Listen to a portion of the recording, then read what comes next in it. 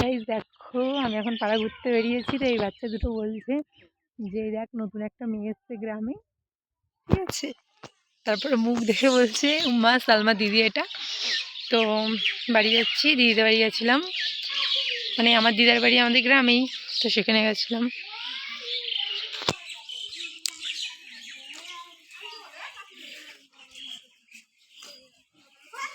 মা, এটা আচিয়ার ছেলে নাকি রে?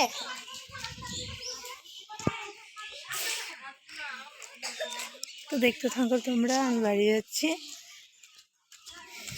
এই ফুলটাসি, তুই কি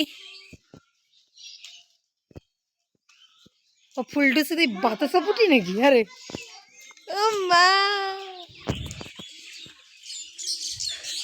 এই আমাদের গ্রামের হাল দেখো।